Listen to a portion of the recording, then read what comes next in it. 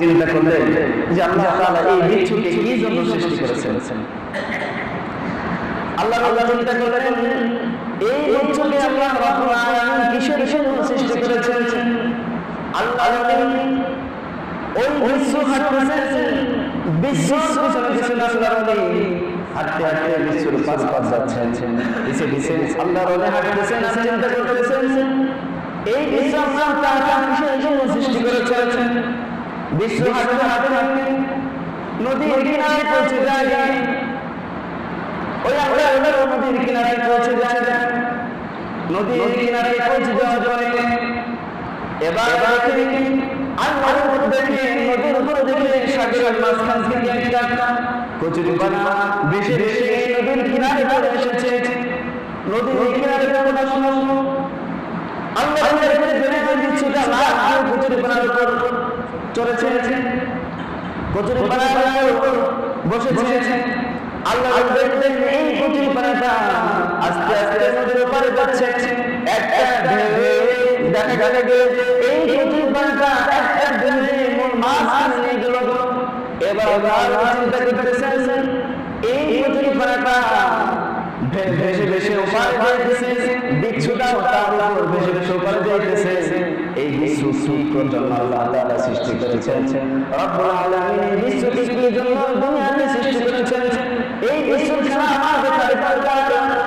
আল্লাহ একটা নৌকা ভাড়া করে নৌকায় চড়ে কচুরিপানার সাথে সাথে যাইতেছেন এবং কচুরিপানার দিকে তাকিয়ে আল্লাহ দু চোখের পানি দিয়েছেন।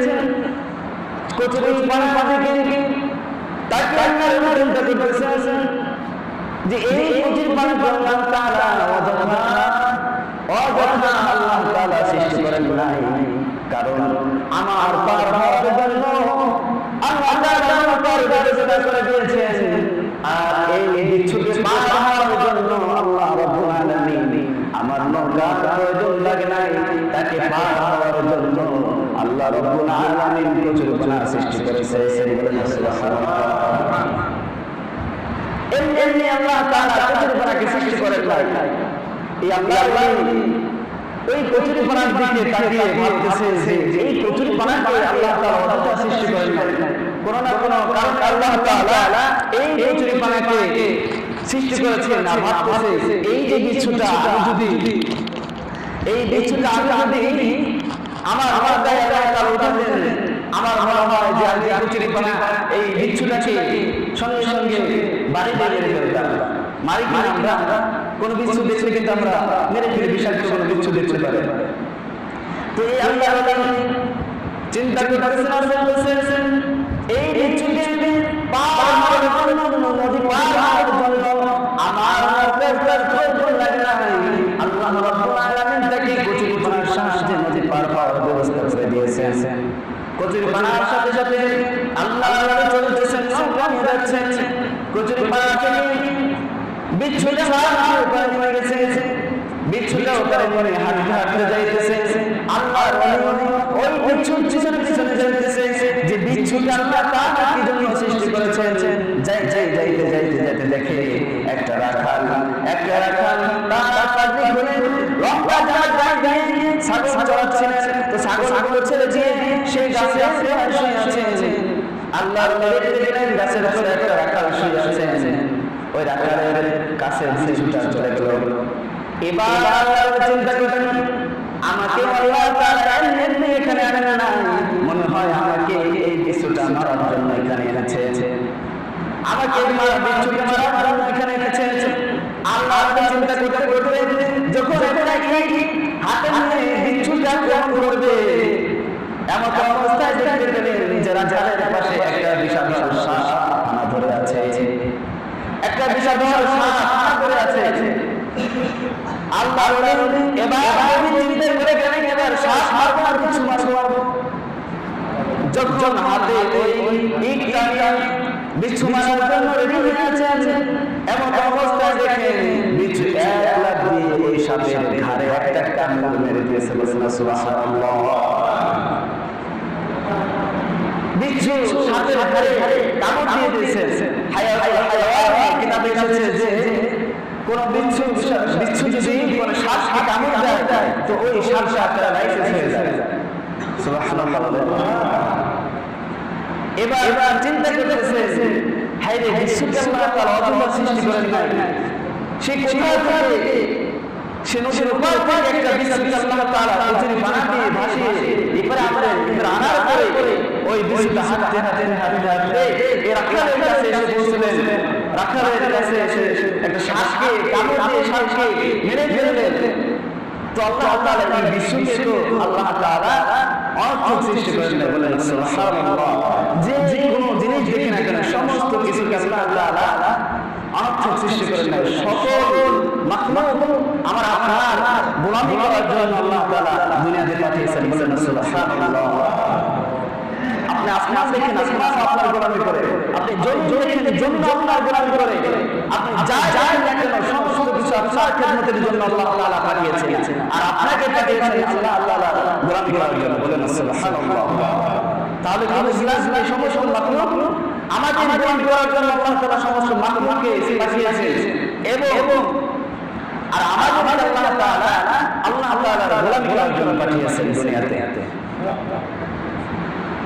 আপনি যদি চিন্তা করেন যে ইঁদুরের লেজ দিয়ে ইঁদুরের লেজ দিয়ে কিন্তু ওষুধ হয়, সাপের বিষ দিয়েও কিন্তু ওষুধ হয়, যা দেখেন না কেন আমরা যদি নিম্ন পর্যায়ে যাই, যে পায়খানায় যে পোকাগুলো আছে এই পোকাগুলো কিন্তু ওষুধ হয়। এক রাজা অনেক অসুস্থ হয়ে পড়ে, অসুস্থ হয়ে যাওয়ার পরে অনেক ডাক্তার দেখিয়েছেন, অনেক ডাক্তার দেখানোর পরে রাজা ভালো হয় না। এবার একটা কবিরাজ ধরছে, কবিরাজের কাছে গিয়ে বলে যে আমাকে কিছু ওষুধ দেন, আমি যেন ভালো হয়ে যায়। তো ওই কবিরাজ সমস্ত কিছু দোষ বলিলেন যে অনেক ডাক্তার দেখিয়েছেন, ভালো হয় নাই। তো এবার কবিরাজ বলতেছেন যে আমি আপনাকে একটা ওষুধ দেবো, আপনি ওটা সেবন করবেন, কিন্তু সেবন করার আগে আপনি জিজ্ঞাসা করবেন না যে আমি কি ওষুধ আপনাকে দিলাম। তো রাজা বলছে ঠিক আছে, আমি কোনো কথা বলবো না, আপনি আমাকে ওষুধ দেন। তো ওই ব্যক্তি কিছু ওষুধ বানিয়ে রাজাকে খাওয়াইছে, খাওয়ানোর পরে কিছুদিন পরে রাজা সুস্থ হয়ে গেছে। সুস্থ হয়ে যাওয়ার পরে রাজা জিজ্ঞাসা করতেছে যে এত ওষুধ খেলাম দুনিয়াতে ডাক্তারের, কোন ওষুধ আমার ভালো হলো না, আপনি আমাকে কি ওষুধ দিয়েছিলেন? তো তখন বারবার জিজ্ঞাসা করার পরে কবিরাজ বলতেছিল যে আপনাকে আসলে বলতে কেমন লাগতেছে যে পায়খানায় পোকাগুলো আছে এইগুলো আমি শুকিয়ে বেঁধে আপনাকে ওষুধ বানিয়ে খাওয়াইছি, বলেন সুবহানাল্লাহ। তাহলে বোঝা গেল যে আল্লাহ তাআলা সামান্য পায়খানায় পোকাগুলো আল্লাহ তাআলা কোন না কোন কাজে লাগানোর জন্য আল্লাহ তাআলা সৃষ্টি করেছেন, বলেন ঠিক কিনা? যা দেখে না কেন সমস্ত কিছু আল্লাহ তাআলা সমস্ত কিছুকে আমাদের গোলামি করার জন্য সৃষ্টি করেছেন। তো এই যে এই সৃষ্টি আমরা যদি তাকাই এবং দেখি যে এটা আল্লাহ তাআলা কি জন্য সৃষ্টি করেছেন, এই রহস্যটা কি, এই যে চিন্তা করে, কারণ আল্লাহ তাআলা তো বলেছেন যে তোমরা আসমানকে নিয়ে চিন্তা করো, জমিনকে নিয়ে চিন্তা করো, তোমরা যদি আসমান জমিন আমার সৃষ্টি করে নিয়ে তোমরা চিন্তা করতে থাকো তাহলে আমার পরিচয় তোমরা পেয়ে যাবে, বলেন সুবহানাল্লাহ। আবার অনেকে আছে যে দেখবেন যে আল্লাহ তাআলার সৃষ্টি করলে চিন্তা করে না, তারা অনেক বিশ্ববিদ্যালয়ের ডিগ্রিধারী ডক্টর বিজ্ঞানী যারা দেখা যায় যে আল্লাহ তাআলাকে নিয়ে চিন্তা করতে থাকে, আল্লাহ তাআলাকে নিয়ে চিন্তা করে। তো আল্লাহ তাআলাকে নিয়ে চিন্তা করতে দেখা যায় এক সময় সে নাস্তিকে পরিণত হয়ে যায়, কথা বলেন ঠিক কিনা? এই জন্য আল্লাহ তাআলা বলেছেন আমাকে নিয়ে তোমরা চিন্তা করো না, আমার সৃষ্টি যা আছে আমি যা সৃষ্টি করেছি এগুলো যদি তুমি চিন্তা করো তাহলে তোমার ঈমান বৃদ্ধি পাবে, তুমি আমি আল্লাহ তাআলার পরিচয় পেয়ে যাবে, আমি আল্লাহ তাআলার পরিচয় পেয়ে যাবা। এই জন্য আল্লাহ তাআলা সৃষ্টি যেগুলো আছে এগুলো নিয়ে আমরা চিন্তা করতে থাকবো, সকলে এদিকে থাকে, এগুলো নিয়ে আমরা চিন্তা করবো, তাহলে আমাদের ঈমানটা বৃদ্ধি পাবে। আমাদের বিবেক এই বিবেককে আমরা ভালো কাজে ব্যয় করব, ভালো চিন্তা করব। এই চিন্তার মধ্যে একটা জিনিস আছে যে আমি এই চিন্তাকে যদি খারাপ কাজে লাগাই আমার ভিতরে যে কলবটা আছে এই কলবটা ময়লা হয়ে যায়। এই জন্য আমাদের চিন্তাটাও ভালো করা দরকার আছে, কি বলেন? আমাদের চিন্তাটাও ভালো করা দরকার। আমাদের যে আল্লাহ তাআলা নিয়ামত দান করেছেন, আমাদের চিন্তা দিয়েছেন, ভালো মস্তিষ্ক দিয়েছেন, আমাদের বিবেক দিয়েছেন, আমাদের অন্তর দিয়েছেন, আমাদের হাত দিয়েছেন, পা দিয়েছেন, সব কিছু দিয়েছেন, জবান দিয়েছেন। এই জবান হেফাজত করা, এই জবান আমাদের একটা নিয়ামত, আল্লাহ তাআলা একটা নিয়ামত হিসেবে আমাদের একটা জবান দিয়েছেন। এই জবান হেফাজত করা, কেমন হেফাজত করা যে এই জবান এত পরিমাণ মূল্য যে এই জবান দিয়ে কেউ যদি এমন কথা আছে যে কথাগুলো উচ্চারণ করলে তার 200 বছর 500 বছরে এবার বন্দী নষ্ট হয়ে যায়। আবার এই জবান দিয়ে দেখা যায় যে এমন কিছু কথা আছে যে কথাগুলো পাঠ করলে তার জিন্দেগির সমস্ত গুনাহগুলো মাফ হয়ে যাবে। এই জবান, শুধু এই জবানটা দিয়ে, এই জবান দিয়ে আপনি ভালো কিছু উচ্চারণ করেন, আল্লাহ তাআলা আপনাকে সওয়াব দিবেন। আর যদি খারাপ কিছু উচ্চারণ করেন, দেখা যায় যে এই জবান দিয়ে খারাপ কিছু উচ্চারণ করলে আপনার আমলনামায় দেখা যায় যে গুনাহ দিবেন আল্লাহ তাআলা। তো এই জবানের অনেক মূল্য আজ আমাদের ফায়সা কথাবার্তার মধ্যে পড়ে আছে। এই জবানের হেফাজত আমরা ঠিকভাবে করতেছি না, অথচ আল্লাহ তাআলা জবানের হেফাজত করার কথা বলেছেন। যারা মুমিন এদের মধ্যে একটা বৈশিষ্ট্য, অনেকগুলো বৈশিষ্ট্য আছে, এদের মধ্যে একটা বৈশিষ্ট্য হলো তারা জবানের হেফাজত করবে, তারা দিনটাকে হেফাজত করবে। আর আপনার মধ্যে শুধু ফায়সা কথাবার্তা ছাড়া কিছু না, কিছু হয়ে গালাগালি শুরু করে দেবে, গালাগালি শুরু করে দেবে, মাকে নিয়ে গালাগালি করে, বাবাকে নিয়ে গালাগালি করে, ভালো কাজের মধ্যে আছি, কাজে বসে আছি, একটা বড় অভ্যাস যে আমরা কাজের মধ্যে আছি, দেখা যায় যে আমরা অনেক কলস এদেরকে মা বাবা সম্পর্ক গালাগালি করি এবং অন্যান্য বিষয়ে গালাগালি করি। তো এই যে আমরা জানা মনে করি না, এগুলো শয়তানি মনে করে গালাগালি করি, অথচ একটা গালি দিলে আপনাকে 60,000 বছর জাহান্নামে থাকতে হবে। বলে না রাসূলুল্লাহ 60,000 বছর আপনাকে জাহান্নামে থাকতে হবে। এজন্য ভাইরা জবান হেফাজত করা, অযথা সময়কে, অযথা জবানকে কোনোভাবে খারাপ কথাবার্তা বলে আমার জবানকে নষ্ট না করা, জবান হেফাজত করা। তো এই জবান দিয়ে কেউ যদি কিছু উচ্চারণ করে ভালো কিছু, যেমন খাইবারের যুদ্ধে আল্লাহ রাসূল সাল্লাল্লাহু আলাইহি ওয়াসাল্লাম তাবুর উপরে বসে আছেন, এমন অবস্থায় সংসদ করেন মুসলমানদের বিশ্বাস জনাবে মুহাম্মদ রাসূলুল্লাহ সাল্লাল্লাহু আলাইহি ওয়াসাল্লাম এই এখানে এসেছেন, তিনি তাবুরে বসে আছেন। তো ওই রাখার চিন্তা করলেন যে তাকে দেখার জন্য তার মনটা ছটফট করতে লাগলো, দেখার জন্য মনটা ছটফট করতে লাগলো। তিনি সাহাবাদের নিয়ে আল্লাহ রাসূলের দরবারে চলে আসলেন। আসার পরে সাহাবাদের কাছে জিজ্ঞাসা করতেছেন, সেখানে বিশ্বসতা মুহাম্মদ রাসূলুল্লাহ সাল্লাল্লাহু আলাইহি ওয়াসাল্লাম কে আছে? সাহাবারা বললেন তাবুর মধ্যে আছে। তখন রাখা বললেন আমার সাথে কি মশলা করো, কারণ ওই তাবুকটা ছিল খেজুরের পাতা দিয়ে। কারণ একটা বিশ্ব নেতা তিনি তার মধ্যে থাকবে কেন, তার তো ভালো ভালো জায়গায় থাকার কথা। তিনি বলতেছেন আমার সাথে তোমরা মশলা করতেছো নাকি, তিনি কোথায় আছে? তখন সাহাবারা আবার দেখিয়ে দিলেন যে তিনি ওই তাবুকটার মধ্যে আছেন। তিনি ভয়ে রাখালটা ভয়ে গুটি পায়ে যাচ্ছেন, আগুনের পরে বিশ্ব মহানবী মুহাম্মদ রাসূলুল্লাহ সাল্লাল্লাহু আলাইহি ওয়াসাল্লামের দরবারে ঢুকে গেলেন, তাবুকের মধ্যে গেলেন। রাসূলুল্লাহ সাল্লাল্লাহু আলাইহি ওয়াসাল্লামের কাছে গিয়ে বলতেছেন আপনি কি বিশ্ব নেতা মুহাম্মদ রাসূলুল্লাহ সাল্লাল্লাহু আলাইহি ওয়াসাল্লাম? বলতেছেন হ্যাঁ আমি বিশ্ব নেতা। ততক্ষণ বলতেছেন যে আপনি কি জন্য এখানে এসেছেন জানতে চাইছেন? তখন রাসূলুল্লাহ সাল্লাল্লাহু আলাইহি ওয়াসাল্লাম তিনি মিশনের কথা বললেন। ততক্ষণ বললেন যে এই মিশন কিভাবে বলতেছে, মিশন যদি কেউ করে আল্লাহ তাআলা তার পরকালে যদি শহীদ হয়ে যায়, আল্লাহ তাআলা তার পরকালে জান্নাতে উচ্চ মাকাম দান করবেন। বলেন সুবহানাল্লাহ। বলতেছে তাহলে আমি এরকম যাইতে চাই আপনার মিশনে। তখন রাসূলুল্লাহ সাল্লাল্লাহু আলাইহি ওয়াসাল্লাম বলতেছিলেন যে এই মিশনে যাওয়ার জন্য আমাকে একটা বাক্য পড়তে হবে, যে বাক্যটা হচ্ছে আশহাদু আল্লা ইলাহা ইল্লাল্লাহ ওয়া আশহাদু আন্না মুহাম্মাদুর রাসূলুল্লাহ সাল্লাল্লাহু আলাইহি ওয়াসাল্লাম। এই কালিমাটা তোমাকে পাঠ করতে হবে, তোমাকে মুসলমান হতে হবে। বলে কালিমা পাঠ করলে কি হবে? রাসূলুল্লাহ সাল্লাল্লাহু আলাইহি ওয়াসাল্লাম বলেন এই কালিমা যদি তুমি পাঠ করো, তুমি যে পৃথিবীতে গুনাহ করেছিলে এই গুনাহগুলো আল্লাহ তাআলা তোমার সমস্ত গুনাহগুলো মাফ করে দিবেন। সুবহানাল্লাহ। সমস্ত গুনাহ মাফ করে দিবে তুমি যদি কালিমা পাঠ করো। বলে আরে আপনি হবে যদি কালিমা হবে তখন বললেন তুমি যদি কালিমা পাঠ করো তোমার গুনাহগুলো মাফ করে দিবেন।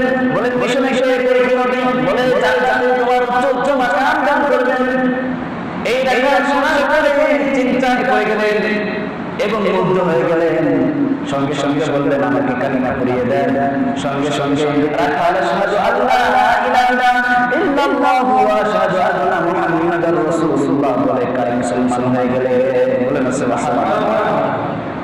মুসলমান হয়ে যাওয়ার পরে যুদ্ধের সময় গেল, যুদ্ধের ময়দানে এই রাখাল চলে গেলেন। রাখাল শহীদ হয়ে গেলেন। শহীদ হয়ে রাখাল এবার মুসলমান লাশ করতেছে, লাশ জড়ো করতেছে এক জায়গায়। এবার দেখতে পেলেন ওই রাখালের লাশ। সাহাবা থেকে চিনে না, অনেক সাহাবা জড়ো হয়ে গেলেন। এবার দৃশ্য দেখে গেলেন। এই দৃশ্য দেখার পরে বিশ্ব আল্লাহর রাসূল সাল্লাল্লাহু আলাইহি ওয়াসাল্লাম সেখানে গেলেন। গিয়ে বলতেছেন, যখন ওইখানে গেলেন সাহাবা বলতেছেন ইয়া রাসূলুল্লাহ ইয়া হাবিবাল্লাহ এই লাশটা আমরা চিনি না, এই লাশটাকে রাসূলুল্লাহ সাল্লাল্লাহু আলাইহি ওয়াসাল্লাম বললেন এই লাশটা আমরা চিনি, আমি চিনি, তোমরা কেউ চেনো না এই লাশকে? আমি লাশটা চিনি। বলতেছেন কে? বলে লাশ এই আমার কাছে যুদ্ধের কিছুক্ষণ আগে মুসলমান হয়েছে, এই লাশ, এটা লাশ, এটা রাখাল। তো রাসূলুল্লাহ সাল্লাল্লাহু আলাইহি ওয়াসাল্লাম তার দিকে তাকানোর পরে দেখতে পেলেন রাসূলুল্লাহ সাল্লাল্লাহু আলাইহি ওয়াসাল্লাম দেখতে পেলেন আসমান থেকে আল্লাহ রাব্বুল আলামিন ফেরেশতাদেরকে পাঠিয়ে ফেরেশতাদেরকে পাঠিয়ে এই লাশকে তারা গোসল দিচ্ছেন। ফেরেশতারা তাদের গোসল দিচ্ছেন। আল্লাহ রাসূল সাল্লাল্লাহু আলাইহি ওয়াসাল্লাম থেকে অবাক হয়ে গেলেন। জানি ফেরেশতারা তাদেরকে গোসল দিচ্ছেন, তাকে গোসল দিচ্ছেন, তার গোসল করছেন। রাসূলুল্লাহ সাল্লাল্লাহু আলাইহি ওয়াসাল্লাম হাসতেছিলেন। কেন হাসতেছিলেন? কারণ এই ব্যক্তি এক নামাজ আদায় করে নাই। কারণ যখন তিনি মুসলমান হলো তখন না ছিল নামাজের টাইম, না ছিল রোজার টাইম, না ছিল হজের টাইম, এরকম কোনো টাইম ছিল না, শুধু জিহাদ যুদ্ধের টাইম ছিল। তো এই টাইমে তিনি জিন্দেগিতে কিন্তু নামাজ আদায় করে নাই, এত নামাজ আদায় করে নাই। শুধু মুসলমান কালিমা পড়ে মুসলমান হয়েছে আর যুদ্ধে গেছে, শহীদ হয়ে গেছে। সঙ্গে সঙ্গে আল্লাহ তাআলা তাকে কবুল করে নিয়ে আল্লাহ তাআলা তাকে জান্নাতে বানিয়ে দিয়েছে। বলেন সুবহানাল্লাহ। তো এই যদি আপনি ভালো কথা বলেন, যদি ভালো কথা বলেন, আল্লাহ তাআলা এই ভালো কথার জন্য আল্লাহ তাআলা আমাদের এমন অবস্থা, যারা অনেক গুনাহ করেছে, অনেক জিন্দেগিতে অনেক গুনাহ করে ফেলেছে, এমন কথা যদি আমি আপনি উচ্চারণ করি, দেখা যাবে যে আল্লাহ তাআলা আমার আপনার জিন্দেগির সমস্ত গুনাহটাকে মাফ করে দিতে পারেন। আর যিনি ভর আমল করেছি, এই আমল করার পরে যদি আপনি শিরকি কথা বলেন, তাহলে দেখা যাবে যে আমি আপনার 500 বছর, 200 বছর, 60 বছর, 40 বছর, এই 40 বছরের আমল সমস্ত ধ্বংস হয়ে যাবে। এজন্য আল্লাহ তাআলা যে জবাব দিয়েছেন, এই জবাব হেফাজত করা, বিবেক দিয়েছেন, বিবেক দিয়ে ভালো চিন্তা করা। এই কথাগুলো বললাম যে বিবেক দিয়ে ভালো চিন্তা করা, জবাব হেফাজত করা। আর আমাদের সমাজের মধ্যে দেখা যাচ্ছে যে আমরা দেখা যাচ্ছে আমরা এই যে বিবেক দিয়ে নানা প্রকার খারাপ চিন্তা করি কিনা বলেন? অনেক খারাপ চিন্তা করি। এই বিবেক দিয়ে আবার আমরা চিন্তা করি, আবার যদি দেখা যায় যে আমরা অনেক খারাপ কথা বলি কিনা বলে? দিন রাত আমার মধ্যে শুধু খারাপ কথা ছাড়া আর কিছু নেই। এই জন্য বিবেক দিয়ে চিন্তা করতে হবে। চিন্তা করলে কি হবে? আমাদের ঈমানটা তাজা হয়ে যাবে। ঈমানটা তাজা হবে।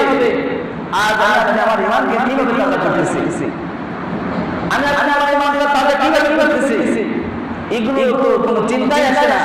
বরং আমাদের ঈমান তাজা করতেছি আমরা পাশের আড্ডায়, আমরা ঈমানকে তাজা করতেছি গাছের আড্ডায়, আমরা ঈমানকে তাজা করতেছি টিভি সিনেমার আড্ডায়। কথা বলেন ঠিক কিনা?